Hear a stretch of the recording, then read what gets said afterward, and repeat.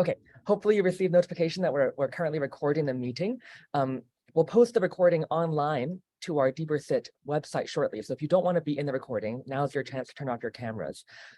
So first off, let me just begin by welcoming everyone today to our NSF STEM Ed IPRF panel event. My name is Ming. I'm one of the co-organizers. I'm a PhD student at MIT, and together, my co-organizer on this event is Zach. Hello, my name is Zach. I'm a second-year graduate student studying at CU Boulder. Yeah, and we're super excited to have you here today, and we're delighted to have three wonderful panelists to share with you their wisdom on the STEM Ed IPRF. So just to get started, we were testing out the Zoom earlier as a behind-the-scenes peek. Our plan today is to sort of use the slides to anchor the discussion. And so really you can use the Zoom meeting to sort of drag our faces in and out to change the ratio of slides to faces. And also we've enabled live captioning, which you can activate using the More button on the bottom right corner. So just some Zoom experience notes. So our plan for today is we're going to give you a 5-minute quick overview of who we are, what DBRSIT is, and just some of the really high-level details about the NSF STEM Ed IPRF, just so we have a common language with which to discuss with the panelists. Then we'll have around 35 minutes of moderated discussion with our panelists. And we prepared some general questions, which basically reflected the questions everyone submitted in their RSVP forms. So hopefully that really encapsulates the big picture questions that everyone already submitted to us. And then we'll end off with some open Q&A. Okay. So first of all, let me provide some context for who we are. So we are part of a group called DBRSIT. That stands for Discipline-Based Education Research Scholars in Training. Today is basically a whole wash of different acronyms. And basically, we're part of an organization called SABRE. And our goal is to provide community and support for graduate students and postdocs in the discipline-based education research community. And so, much of this involves organizing various community building and professional development events.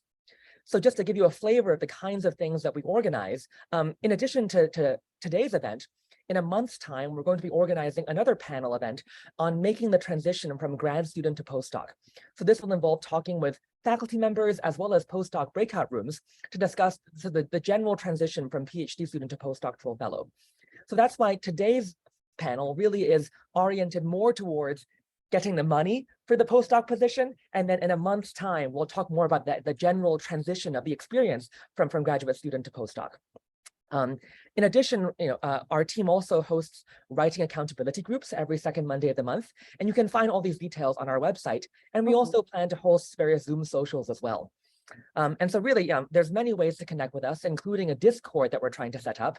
I'm very new to Discord. Zach is our master at this, really. And so we'll circulate these links as we go on. So most importantly today, really, that the time is here to talk about the NSF STEM Ed IPRF. So I have just one slide to provide some big picture context before we go straight to the panelists.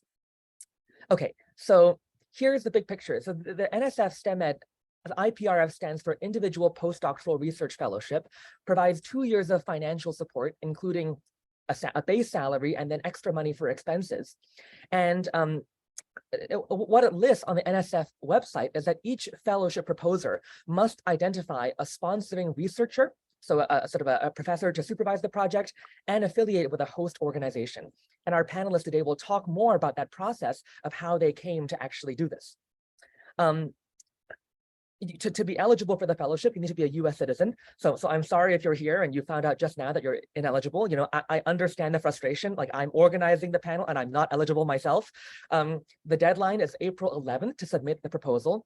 And so in terms of the deliverables, which we'll share about with the panel, this year, the requirement is to basically submit a project description, which includes a research plan, an individual development plan, which I'm sure our panelists can speak to, in addition to a broader impact statement and a justification for why you chose the host organization. And then this also includes in the application a budget and budget justification. So hopefully we'll unpack all these components together with our panelists today. And so let's turn over to them now. We're delighted to have three wonderful panelists today, Sandhya, Emma, and Heather. So I'll first turn over to Zach. All right, and thank you again to our panelists for being a part and providing this opportunity for our participants. To begin, we would just like if you can offer a little bit about yourself, If you can explain or offer, tell us where you did your PhD, where you are now, and what were your general areas of research during grad school and now, or anything else, just to tell us a little bit about who you are and why you are interested in education research. And we can start with Sandhya. Hello, everybody. My name is Sandhya Krishnan. I'm currently a postdoc at CU Boulder, working with Lisa Corwin. And my project, thanks to this PRF, looks at how students experience failure in CURE, or course-based undergraduate research experiences. I'm actually right in the middle of data collection right now. I'm very excited to look at 500 survey responses. We'll see what I get from that. But where I come from is the actually science education space. So I currently work in undergraduate science education, but I got my degree in science education at the University of Georgia, where I was looking at departmental culture, but also the project that I proposed for this PRF was an extension of my dissertation work, which was an exploratory study into failure experiences in unstructured research settings. So that's me. Thank you, Sandhya. And Emma. Hi, my name is Emma Goodwin. I did my PhD in biology education research at Portland State University. So it wasn't a biology department, but doing education research. During my PhD, a lot of my research was on course-based undergraduate research experiences as well, and specifically students' perceptions of failure also in CURES, but also how graduate students act as teaching assistants in CURES. And currently I am a postdoc at Arizona State University working with Dr. Sarah Burnell. And my research is still focused on undergraduate research experiences. So I'm including CURES in that, but moved more broadly into apprentice-based research experiences as well. So kind of the opposite as yeah, so looking at equity and inclusion in undergraduate research experiences. Wonderful, thank you. And Heather. All right, I'm Heather Lavender, and I finished my PhD at LSU in Baton Rouge, Louisiana. My concentration of study was science education, and my participants are young girls, elementary age, in looking at their science identity, experience, and exposure. For my dissertation of young girls in the elementary age, I targeted African-American girls, and my current fellowship is pretty much a extension of my PhD. Same population. I'll be collecting data. This summer will be my first data collection, and I'm currently carrying out this fellowship at the University of Georgia here in Athens. My background is in microbiology with a bachelor's and master's in microbiology, and prior to my work on my PhD, I spent several years as a research associate in microbiology labs. That's awesome. Thank you all. So I think our first question now about the proposal itself is that, two of the major deliverables are the research plan, the project description, and the budget. And many people who RSVP'd asked if you could speak to basically how did you structure your proposal and how did you go about constructing these two main areas? So why don't we start with Emma for this question?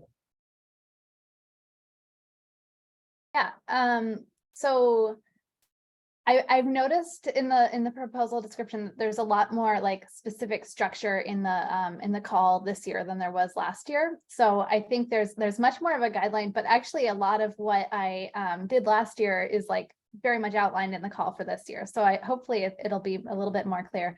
I'd say a lot of mine was I used a lot of NSF IU's proposals as kind of a guide for how I'd write the research description of my project, but it was a little shortened.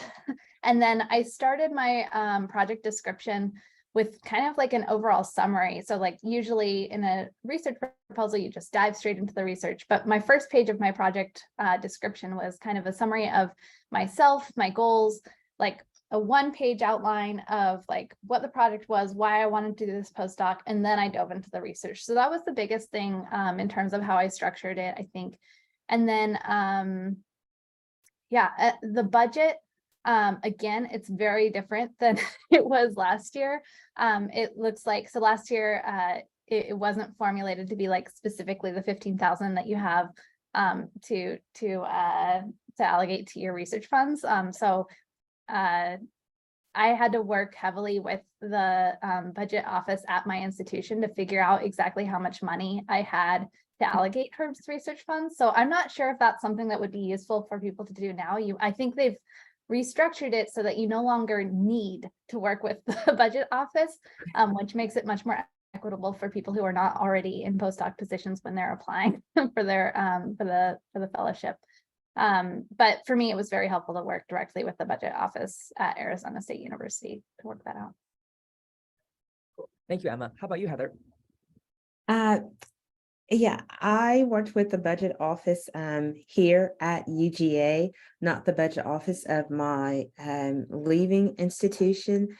And it was it was very eye-opening. It was kind of like a big back and forth dance, and several versions. I recall versions being as high as like maybe 9 versions of the budget. And I thought, oh my goodness, so how I thought about with structuring it was thinking about in talking to our budget office. I call them the budget person. There's more of an official title, but I thought about every little nuance of items that I would need to conduct this research and what category that did I need to put this, particular items in, and what I could and could not do. Like, who knew that you can't buy t-shirts and things like that with NSF funds? But so those are all these learning curves that I had to go through in working with our budget office. Yeah,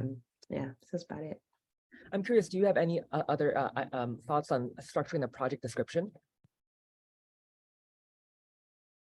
Or like the research plan, Heather?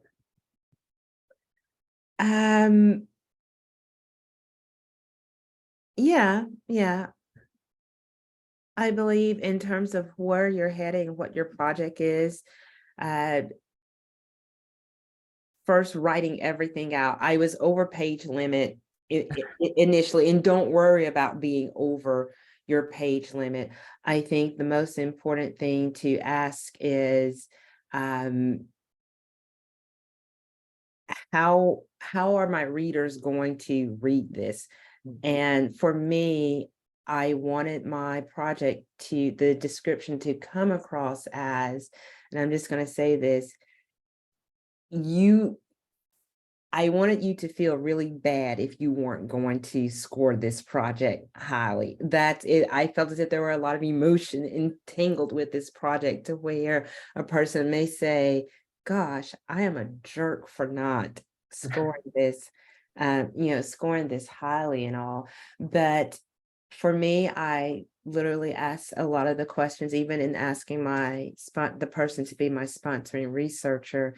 It wasn't an immediate yes. I felt as if that was more nervous than my dissertation defense, because I had to defend it all over again in stating what are the recommendations of my dissertation, and if I could do this work more, what would I do? And that was my project, simply going off of the recommendations of my dissertation. And that was the backbone of building my project description. The 3 questions, and there were literally just 3 questions of recommendations going forth after my dissertation. Gotcha. Thank you very much, Heather. How about you, Sandhya?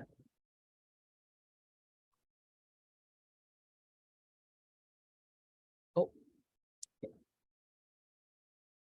I was trying to find Zoom again because I was looking at my project description to see what aspects that were different that I wanted to share. But I will just echo what Heather and Emma have already said, that the statement that it's like 70 salary and 15K for expenses is thankfully very clear this year. But I will say it's still beneficial to talk to the budget office about how to parse out that money in a way that is useful for research and for the goals that you propose. But I would start off by, like Heather said, using sort of the work that you have done as a backbone for the project description that you would like to write. For me, it was a really good experience. I would also say connect with a sponsoring researcher early in this process. Because I think that you want to have their input in parts of this project or proposal, specifically the individual development plan, because you want your sponsoring researcher, and I think this is still the case, will also have to write a mentoring plan for you, and you want your piece of your professional development plan to echo what they have in their professional development plan for you as well. And talking to your sponsoring researcher will allow you to know what access you have to, say, courses or even teaching that you might add to your proposal. So something that my sponsoring researcher and I did when I wrote this the first time, I think my entire proposal was about 17 pages. Well, actually, it was 21 pages because I did a 15-page research proposal and then a 6-page professional development thing. And then we had to go from 21 pages down to 12. So I think it's easier to go from more to less. So definitely, again, incorporate your research, the faculty researcher you're going to work with through this process.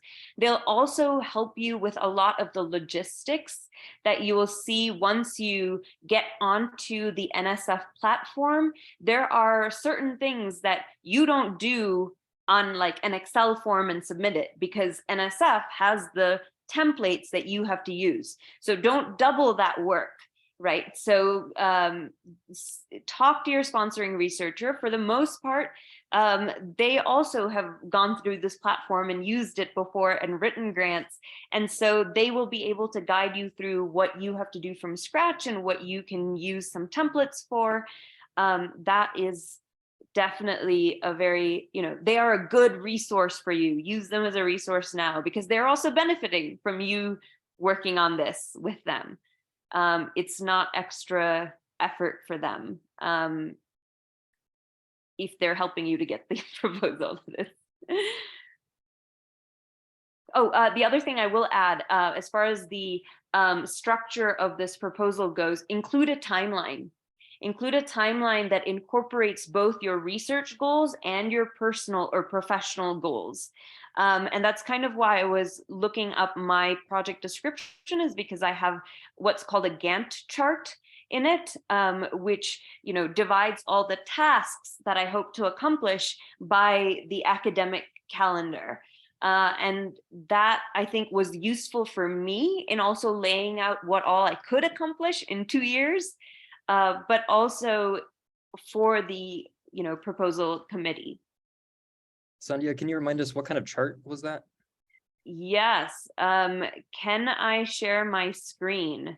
Because I think that's the easiest way to do this. Yes, you can. You're a co-host. Okay. Continue. And this is the screen. Or so it's a GANNT chart, I believe. Thanks for including that, Sandhya. I did not know that chart had an official name to it. But this is a timeline of this chart. I included the same chart in my proposal as well, but I never knew there was an official name to it. It was my faculty advisor who told me that there was a name for it.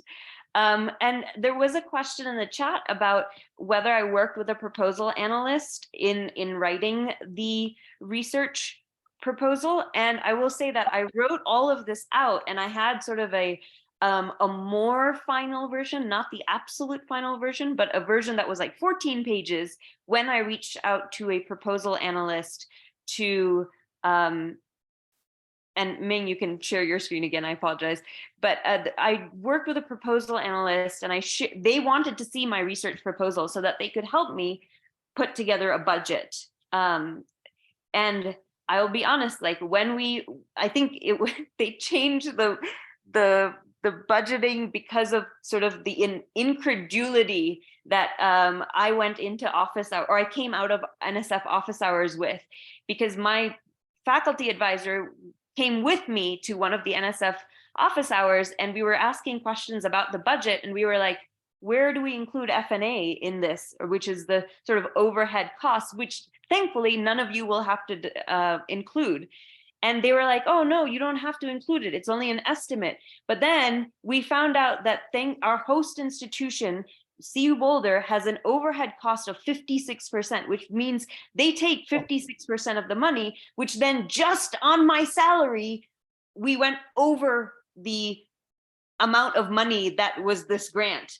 So, you know, like little things like that, which we then not complained, but kind of complained to the NSF that it was like, if you're doing this to be equitable, this is not an equitable process because of how each university does F&A differently.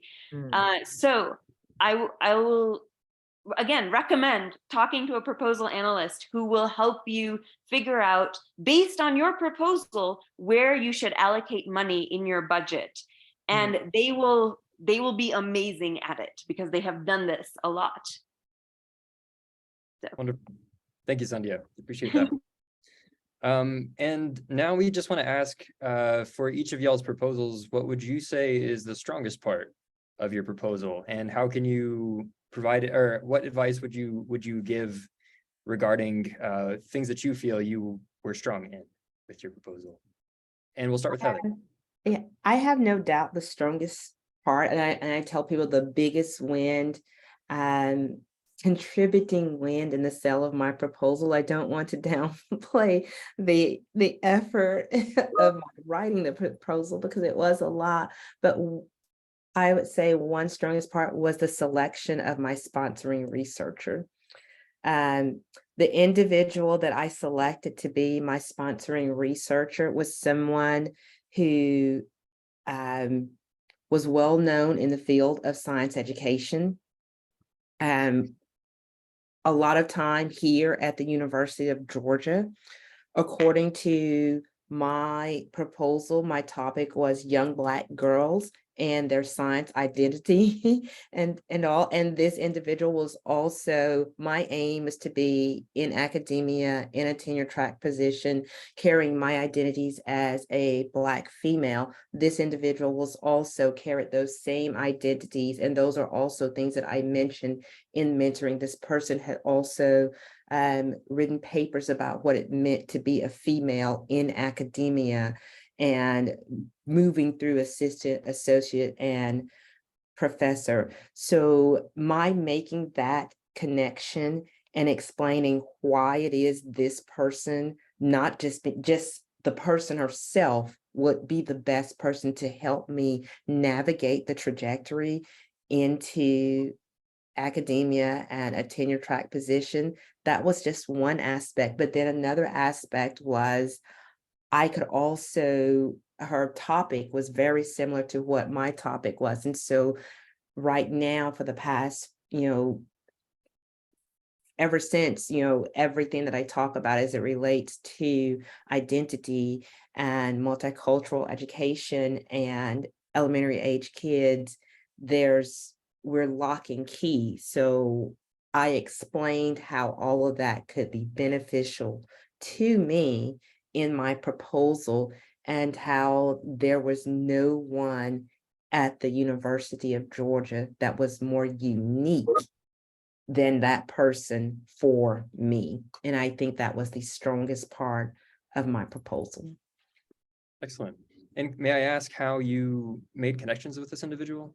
Was this your PI from your? No, that is a good, now that is a good question. I knew this person prior to, from the association of, ASTE. So I had met this person maybe 2 years ago, and I had only known this person through the avenue of attending, a conference and attending a session that that person was hosting, or if there was some other question that I felt I had, I could send that person, send her an email. It just so happened that I was like, oh, now I can apply to this at the University of Georgia, and it can be with that person. So I won't, lead you on in thinking that I just cold called to this person simply for this proposal. I had a relationship with this person prior to, my learning of this proposal. Excellent. Yeah. So highlights the importance of networking. True. Even in places like this. Thank you. Sandhya. I was initially going to say the cohesiveness of the thing, which, like, my project description, how well it aligned, or the research that I wanted to do and how well it was aligned with sort of my future goals, and then the person that I chose. And I feel like that's a cop-out answer, because then it's like, oh, you, like, all parts of it have to be strong. But no, I really agree with what Heather was just saying about the selection of that faculty researcher, because again, like, that was also, I think, the reason my proposal was strong was because I had a researcher, who believed that I could do this, and who, was willing to look over the proposals, however many iterations I sent to her, and was willing to have a discussion with me about how she wanted to mentor me and her own philosophy and how that aligned with mine.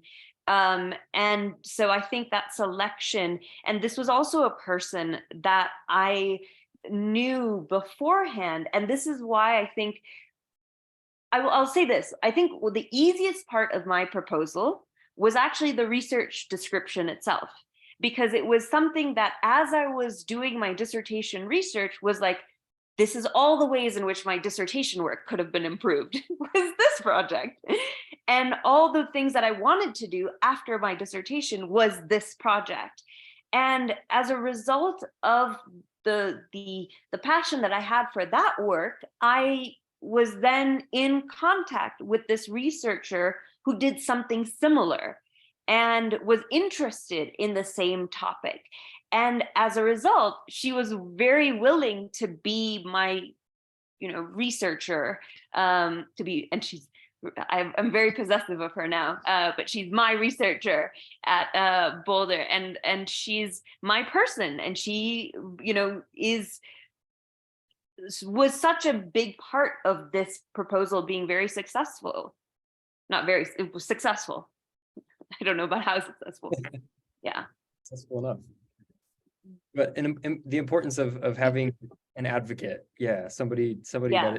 that believes in you. And the thing is, like, I think it's really important to select somebody who you're going to work with well, and whose work you admire and whose work ethic you admire. And this doesn't have to be at an R1 institution. Choose the place and the people that you really want to work with. Excellent. Thank you, Sandhya. And Emma.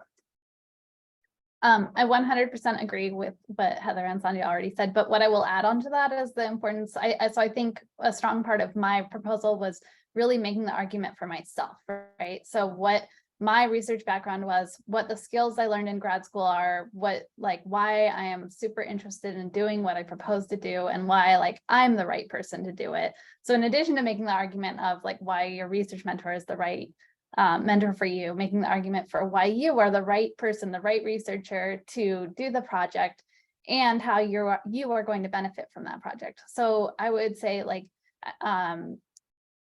in writing the proposal, there was a lot of overlap. I'm gonna the cohesiveness of it. All right, Sandhya, in terms of what are my research goals and what are my personal professional development goals? And a lot of times those overlap. So I was constantly like making connections, even in the research part of the project and in the personal part of the project of the proposal, showing how those two were like synergistic for both of those goals. So that was something that I think was very strong about my proposal that I was focused on while writing. Excellent. Cool. Thank you very much. I should also say at this point that we are keeping track of any comments that are in the chat, and we'll make sure to revisit them towards the end of the open Q&A. So our next question, which was very common amongst the RSVP forums, was if you could describe like the timeline of preparing your application. So for example, when did you reach out to your advisor? When did you actually even get the position? Like, was your current position dependent on getting the fellowship, or did it come after? So if you could just paint a picture of the overall timeline of how this fellowship proposal was constructed and how that interfaces with your job search. So maybe we could start with Sandhya. Yeah, this was really interesting because I think I got really lucky because when I was graduating, I had accepted a postdoc as sort of this organization's admin. So I was going to organize a conference, and the perks of accepting that particular postdoc was that not only was I going to get the skills to organize a conference, but come up with conference theme and materials, but they were going to, the committee that ran that RCN, the Research Cooperative Network, said that I could write whatever research proposal I wanted. And I was going to write an IUs. And I was, starting that process when my faculty advisor reached out and was like, hey, I just saw that this proposal came, or this PRF just came out. I think you should do this instead of the IUs. And they were like, honestly, again, I got really lucky because I have such good people that were like, instead of being on an advisory board for an NSF IUs where they would get paid, they were like, nope, you should do the thing that would actually pay you a higher salary and nobody else gets paid. And so I was very lucky that so for us, it was due March 1st of this past of 2022. And the call came out in December 15th-ish. So there is about a 3-month period. And so as a result of working on an IUs, I already had a research direction, and I had a plan already in place 3 months before the deadline. But I would say that even if it's like the deadline is in April, so there's literally 2 months left. Exactly 2 months. Yes, so I would say now is the time to, if you have even like bones of a research idea, reach out to faculty now to say, hey, I'm going to be applying to this. Would you be interested in being my faculty advisor? And this is the plan that I have so far or this is the research project that I would like to pursue. Would you be interested in being my faculty advisor? I'd say now. And also, I'd say, like, do write out a plan for when you want to get things done in the next 8 weeks, and work backwards from that. So if the last week you want to submit before the deadline, so the last week is just revising and working backwards from that, somewhere in the middle, like 4 weeks from now, is when you want to reach out to a research, to the analyst, and say like, hey, this is my proposal at this institution. So by 4-week period, I would say like, have your advisor and institution set, and like working on the additional documents.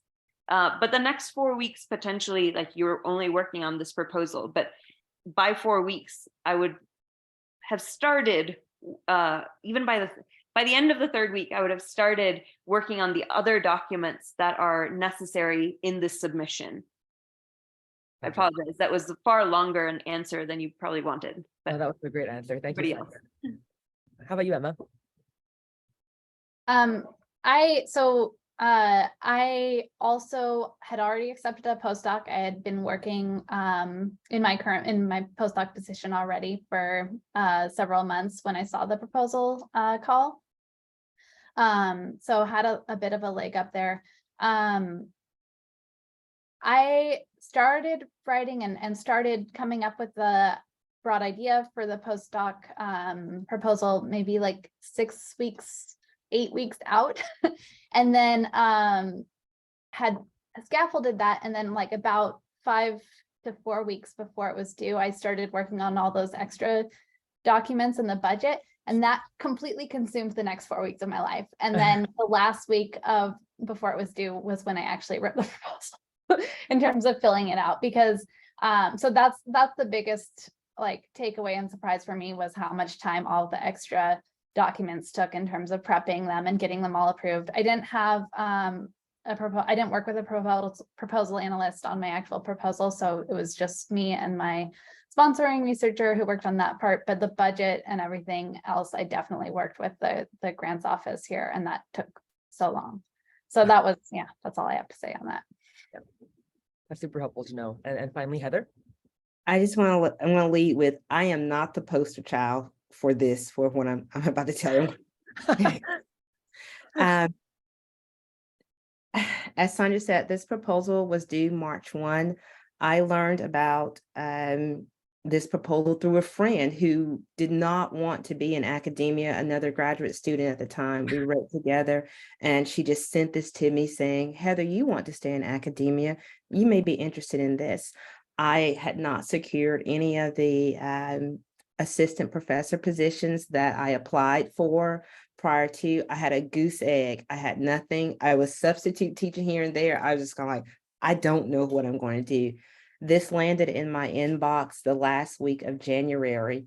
And on the last week of January, I contacted my sponsor and researcher saying, forwarded to her saying, I have an idea and I feel as if I can write this. I feel as if I can do this.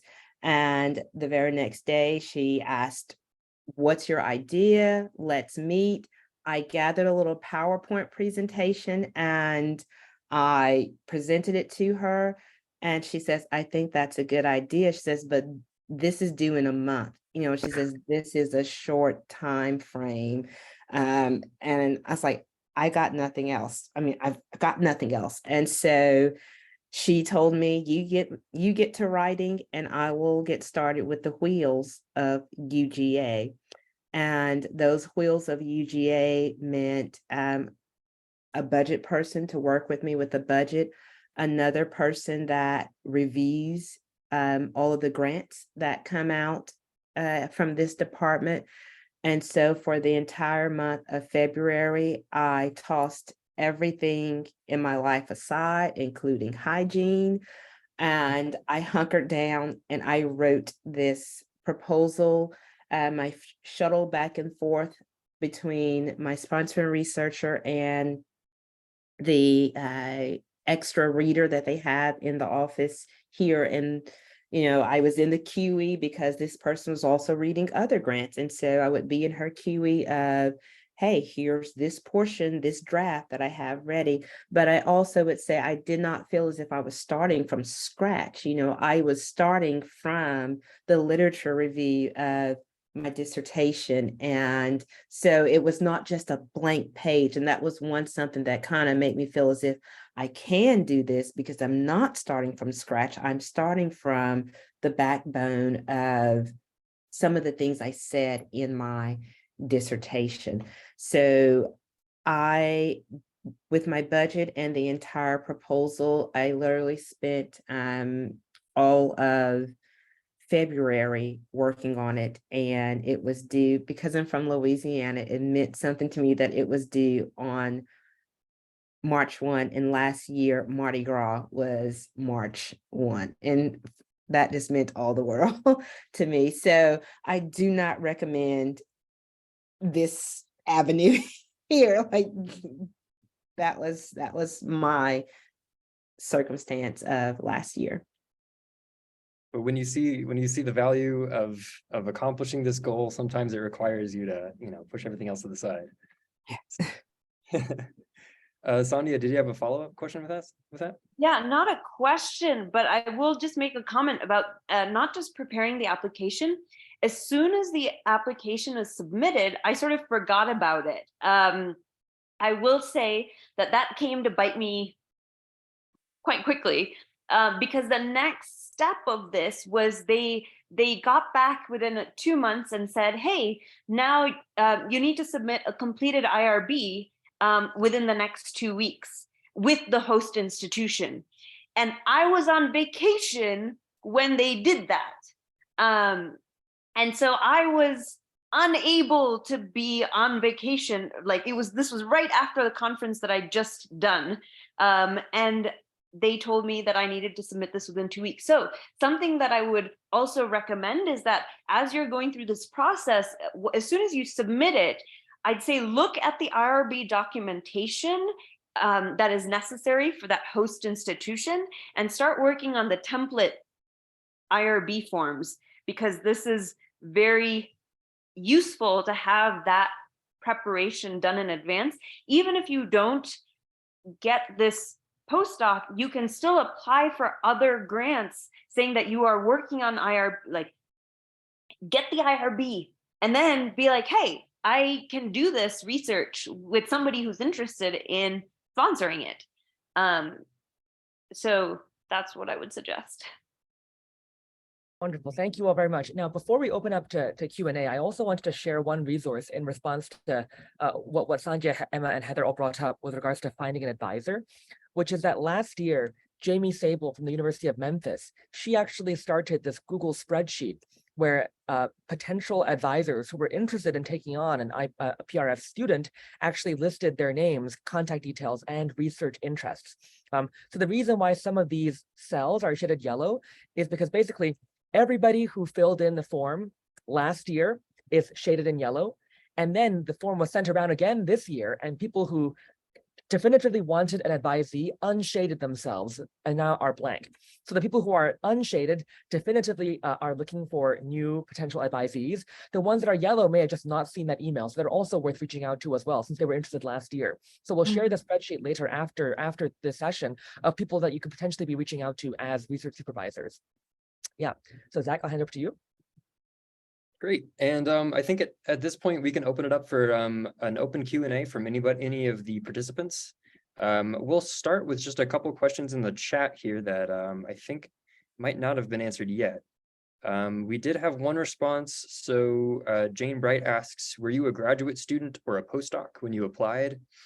And Heather, I believe you responded saying you were 2 months after having graduated. Yes. Sandhya and Emma, were y'all pretty close to graduating?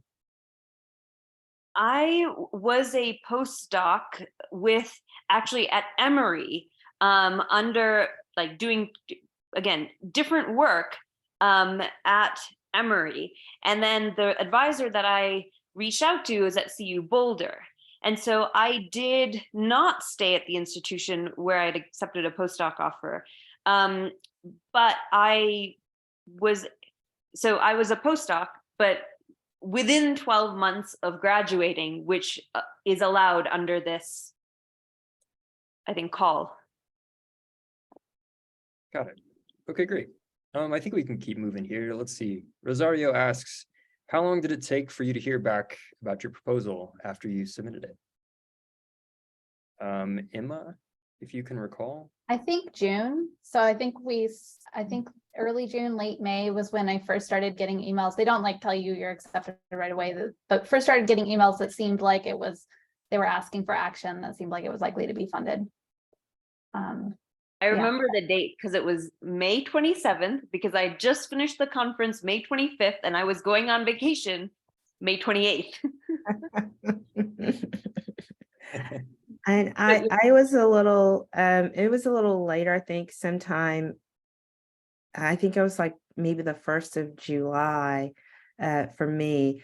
And that's when something, as someone asked, when you're asking about the length of time, because in that time, what are you going to do? And that can be sticky and very tricky. And that's what the circumstance that I found myself in, because this proposal was due March 1, but you're not finding out until May, June, July. They stated that they would be informing individuals the 1st of May.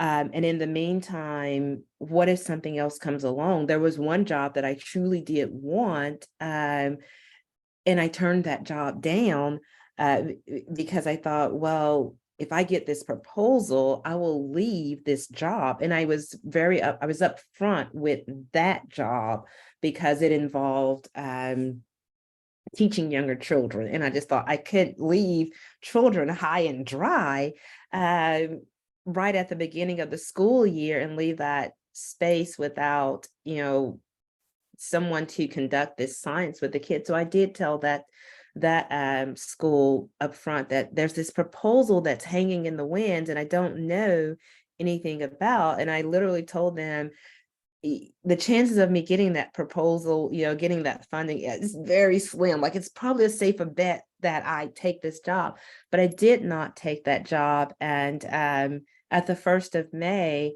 I was on the website looking at, you were starting to see other proposals in that timeline that were funded because I'm a stalker and I did stalk the website looking at, are people getting notices?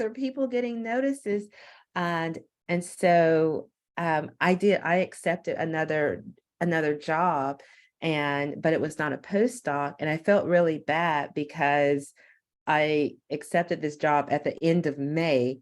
And then the 1st of July, I get information about this, proposal. So I then had to go and tell this person, hey, I'm going to have to leave this job. So those are things for you to think about.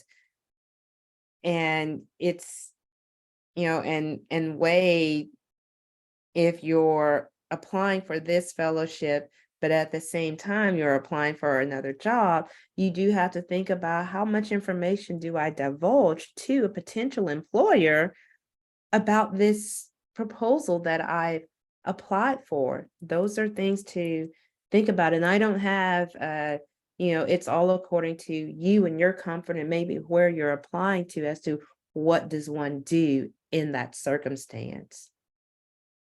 Sure. Thank you for sharing. We have a question from Rachel Sparks. She asks, Emma and Sandhya, how did you in your proposal justify staying at the institution at which you had already accepted a postdoc offer? I think I've answered that to some extent, so I'll let Emma respond. Yeah, so that wasn't highlighted as something that we needed to do in the previous proposal. So I was already in my postdoc and I did a lot of work justifying why it was a good fit for me to stay in my current postdoc and extend it.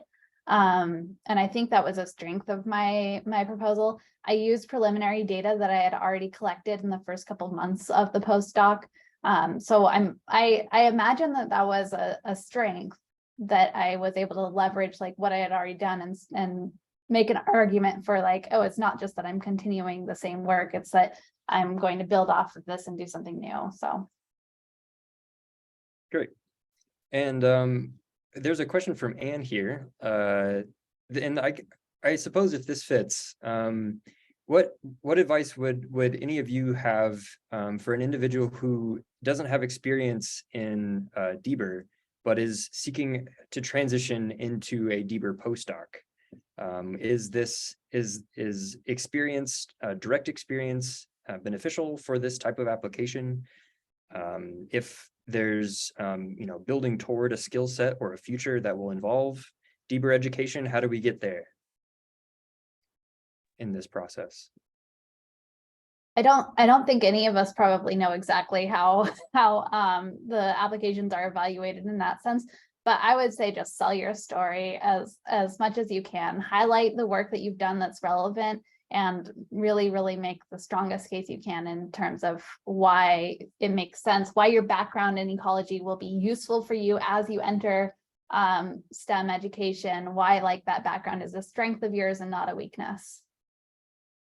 And yeah, I agree, Emma. And also in building your case, sit down and think about every collaboration, every connection that you've had and ask, will this be important or useful to mention? And how do I mention that in the case that I'm building for myself? For me, I think I sat down and I was able to build a case for maybe 3 other collaborations or connections that I had built networks throughout being a graduate student, and state how that has helped me and how knowing those individuals will also help as I carry forth this proposal. You can almost speak to their skill sets, right? And how they will help you gain some of those similar skills to be successful in this career. Yes, yes, yes. Thank you. Sonda, did you have anything to add to that one? I No? think Heather really covered it. I will just say I was also scrolling through the questions in the chat. I think that the researcher that you identify is more important than the institution they come from, which is, and so if that person is not in STEM ed, you really have to sell why you think that they will be beneficial to you. And if you are somebody who is not in STEM ed right now, but wants to transition, like that is a highlight of this postdoc, is that part of it is about your professional development. So you can talk about how this postdoc opportunity would really support you in making that transition, unlike any other postdoc, right? And it allows you to take courses, like you can state outright, as I did in my proposal. I was like, I want to take some advanced stats courses because I'm coming from a qualitative research background, and I would like that to also develop my quantitative skills. And again, knowing speaking or having a really open dialogue with your advisor is very helpful here, because they can tell you, write this course number and this course description, because those are the courses that I will want you to take while you're here. So I think you, like Emma said, like Heather said, really sell yourself and tell the story that has inspired you to get to here. And that can be, that here can be community college, it can be any type of institution, because I think the NSF actually really wants to support students doing research at diverse institution types. And so you just have to state why that's beneficial to you and what you can also contribute to that environment. So again, selling yourself and the research that you want to do in the place that you want to do it with the person you want to do it with. That's the cohesive story that you want to tell. And if I'm hearing correctly, it's not harmful to talk about the skills that you might not have yet, but if you can talk about how you can and plan to get them to succeed at the research goals that you have, then that will benefit you as well. Great. Wonderful. We had one question in the chat that was a little bit more about the logistics of the pages of your research description. It was coming from an earlier question. It was asked, the majority of the 12 pages will be spent on the research description, but how much space did each of you spend on the individual development plan, the broader impacts, and the rationale for choice organization? There's not a whole lot of examples for this, so any advice would be helpful. I think for our solicitation, it was a separate document with page count regarding your professional development plan. Sanja, it was there more? It was the mentor had to write a professional development plan that was separate, but I had, like, in my 12 pages, I had 9 that was for research, including a Gantt thing for research, Gantt chart for research, and then 3 pages that were on my professional development plan, including. Oh yeah, that's right, because there was did a whole chart in terms of, here's the semester I will write this publication and then this publication. That is true. Yes. Yeah. And so, and then broader impacts was within each of those sections, right? So broader impacts took about 3/4 of the 9 pages in the research portion of this. And then I had like 1-page broader impacts for my own professional development in the 3 pages of that. if that helps. And then the project summary that Emma talked about, which was a separate document, which outlined the whole 12, what the, committee was going to see in the 12 pages. Yeah, so mine, I had the project summary, but I also had like an introduction page that was one of my 12 pages that was kind of like the overview outline. It was slightly it was different than the project summary, but it still like helped me frame the whole thing.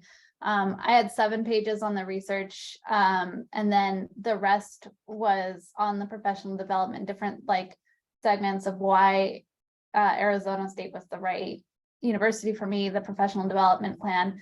And then I actually only had, again, like referencing intellectual merit and broader impacts throughout, but I only had half a page specifically for both of those titles together that just summarized like explicitly throughout the whole proposal. These are the, intellectual merit. It's like 8 lines. It's a really short section, and then a quarter page for broader impacts.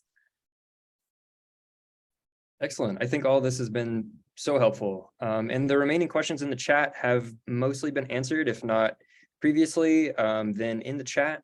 But I guess we are just about out of time here. I wanted to say thank you all first off to our panelists. Thank you so much for providing your support here, your guidance to the rest of us.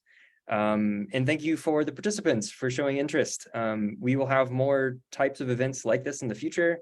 And you can stay in touch through our DBER listserv, our Discord channel. I'm posting the invite right here in the chat. So if you have a Discord page, or you want to get involved in a casual online community where we can share events and news and just stay up to date, you're welcome to join us there. If not, we hope to see you when our paths cross, hopefully in the summertime over in the conference, or other experience in our future with our education research. So thank you all again, appreciate it. Thank you, Ming, for co-hosting with me, and we will see you all